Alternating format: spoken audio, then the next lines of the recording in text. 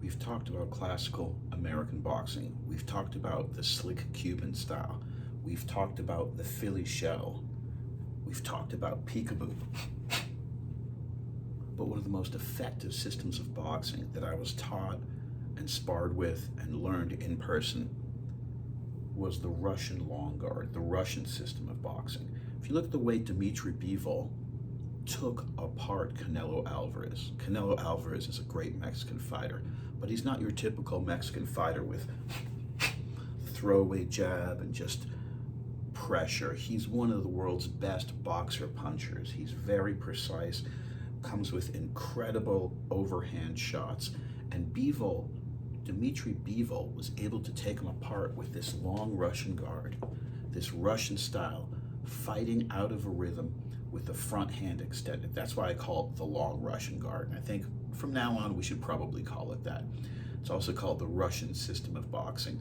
When I interviewed Sergey Kovalev many times, and you'll see it all over my channel, he always said, and before his huge pro fights, oh, I want to go back to my amateur coaches. And he was talking about just those basics. If you think about it, Canelo Alvarez, like I said, he typifies the American fighter. Not the Philly shell, but more just classical, typical American boxing, inside the pocket, not fighting in a rhythm, just using the basic techniques. And Bivol, while fighting out of this long Russian guard rhythm, with the front arm extended, bouncing in and out as a target, using that target to set up left hooks, which then set up overhands, using that long range jab to get out of the way and then set up right hands, which is a move I always talk about, a dirty boxing move that Freddie Roach taught us. Use that stiff arm foul and then sequence it into a combination so the referee can't even point to it because it was 10 moves ago. So the Russian guard also has so many level changes, and it sets up these looping casting punches.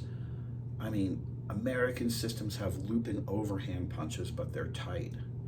Then you have the Chuck Liddell Kempo, like this huge arcing loop.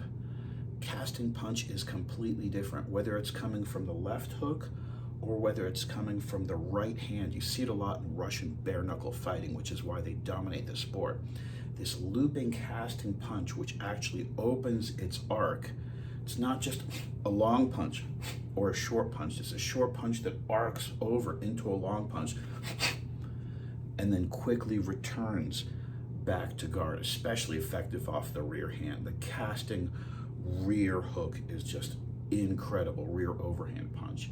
So these are all parts of the Russian guard. You see Bivol just use it so perfectly well against Alvarez, who's obviously a great Mexican fighter, but has, in my mind, this boxer puncher, typical American style, and that he doesn't just, like I said, blindly go in like a bull, like some Mexican fighters who just use that throwaway jab in order to bump in and create pressure. Alvarez is really brilliant, and Bivol was able to outthink him with this long Russian guard. Diego Corrales is another great example. Chico Corrales, rest in peace. His coach used to always say, Goosen used to always say, because Chico was a tall, skinny guy like me, but he loved to fight on the inside, as I do, because he had belief in his power and examples of how it worked. Goosen would just say, Chico, rhythm. And then instantly he'd get back to this long Russian guard.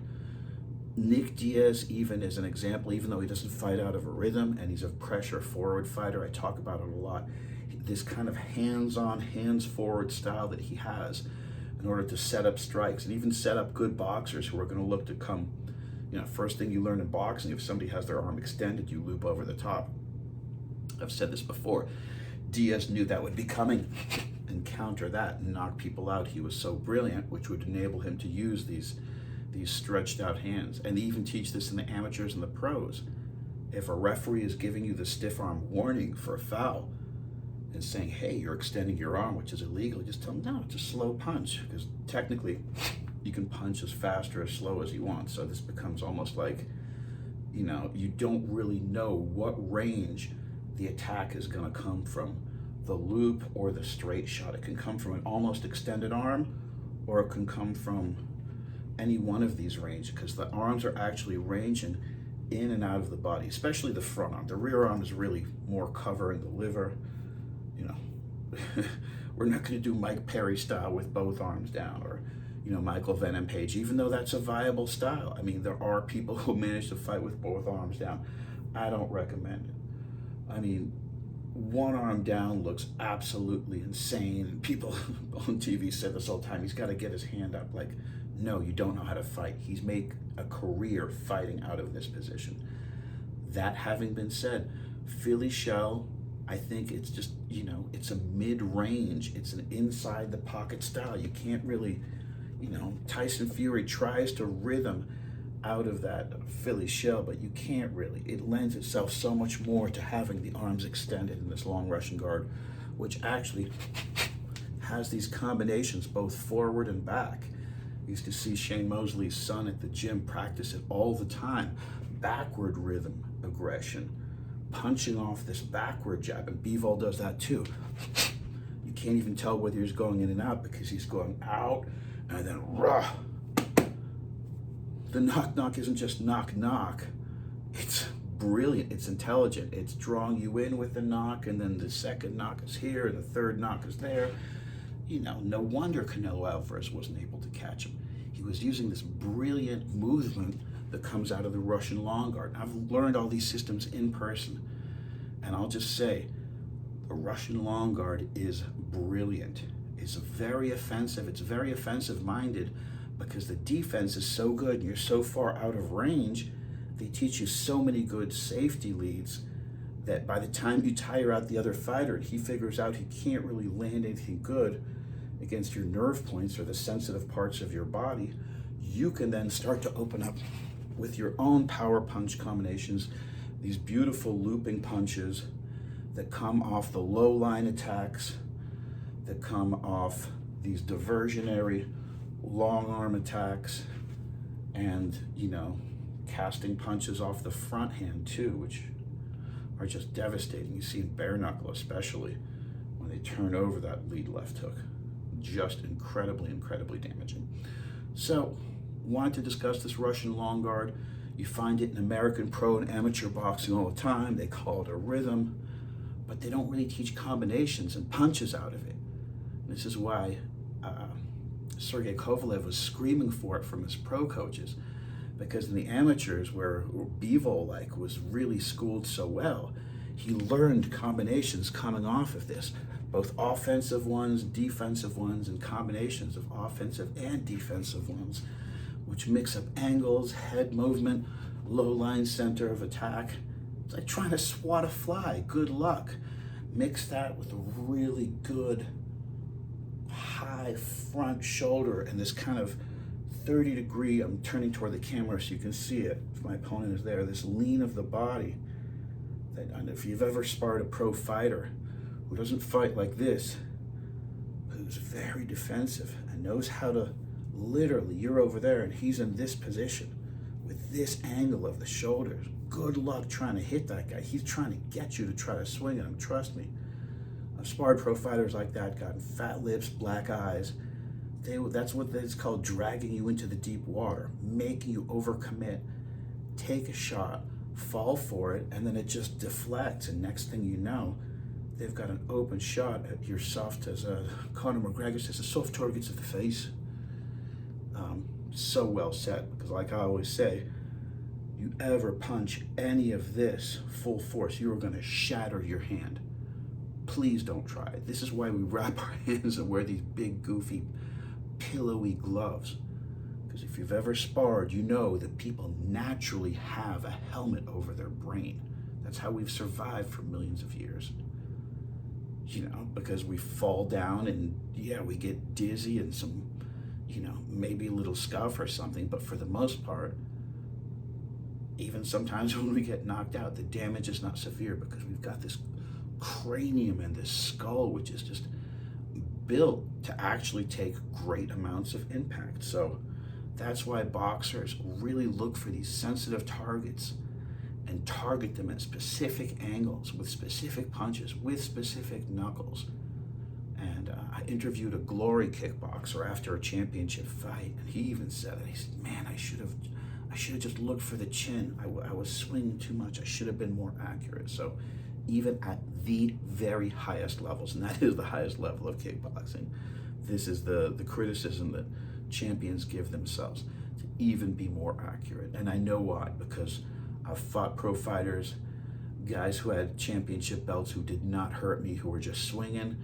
And I was looking the other way a couple of times when I was teaching kids at the rec center, and they hit me in a spot and just my legs went to water. So power is not what you think. Power is about where it lands. And that is the brilliance of this long Russian guard, which I say it's a very offensive system, which it is, but by nature, like all boxing systems, first and foremost, it's defensive.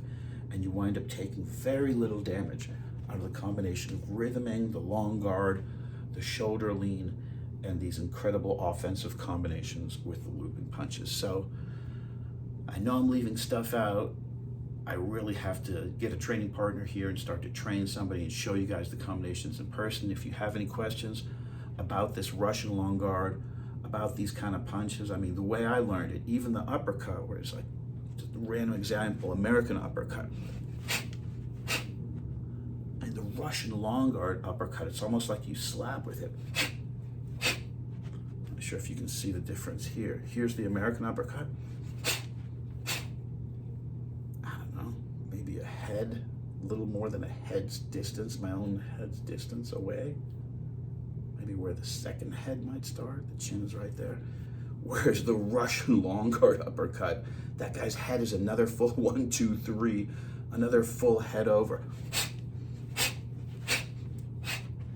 Try it off this side. Again, American uppercut, Mexican, Cuban, whatever you want to call it, professional, modern style. It's landing about, I don't know, half a foot to a foot. It's not this 90-degree angle, it's a little tighter. It kind of stays in that thing. That Russian long guard, oh my God. It's like you're reaching out to shake somebody's hand. Super long, looping shots coming from underneath, across, horizontally. Even when they start, using this up jab, man, the amount of angles, and you think about it, the arm is literally swinging in front of the midsection, so the back fist can come from here, the front fist can come from here, and that can alternate. And what Kovalev is so good at, this power jab, where you're not pushing off the rear foot and pivoting like you do with a normal jab and slipping, where you're just planting the front foot, standing right there, pushing off the rear foot, driving that rear shoulder back. So just wanted to discuss the system that I learned and share it with you, the Russian long guard system. Brilliant, brilliant system. And the part that I'm really going to need to share with a partner involves angling and circling, and not just moving back and forth, but actually getting angles when the opponent is coming after you and using this long defensive style. Sorry, I just had an amazing meal. Hiccuping now, decided to bounce around in rhythm and do the Russian long guard. The angulations, a Muay Thai coach of mine used to always said, cut angles, don't circle. Don't circle around the opponent, cut angles, whether it's in and out. You want to cut angles, you don't want to circle. Yes, that's true. Sometimes if you're just establishing angles, you do want to circle, because the circles can be 6-foot circles, or they can be 6-inch circles. They can be 3-foot circles. They can be 1 centimeter circles. They can be tiny pivots or big circles.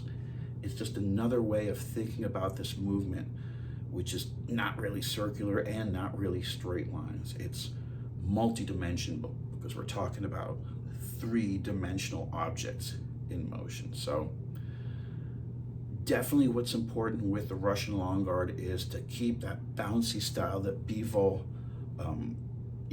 it's almost like that Nick Diaz style. You're not throwing as hard as you possibly can. You're setting people up with the jab. You're definitely not, it's not like peekaboo where you're chomping down and hitting as hard as you can. it's not a style where you're on your feet at all like that. You're on the balls of your feet. You're on your toes. So you're sacrificing a great deal of power because you're trying to get volume. You're trying to get the other person to overcommit so they can fall into that right hand or the check hook or number of other shots. But the way it was taught to me, it wasn't like the counter punching that was taught to me, the Philly shell or modern amateur and pro coaches that I had who just taught just classic American style. It's its own unique animal, and it's its own unique hyper effective style. So when you look at Conor McGregor, his greatest knockout, Jose Aldo, was totally using this, lead peekaboo. What happened? Conor was practicing rhythm in the Russian long guard. Bang! Didn't even get a chance to throw the follow-up shot. Even though Aldo's amazing hook got in, it didn't matter. Because McGregor was fighting with his feet, not with his hands. Brilliance of the Russian long guard, as expressed by an Irishman. Fuck's sake, what's wrong with you? You need to press the like and subscribe button.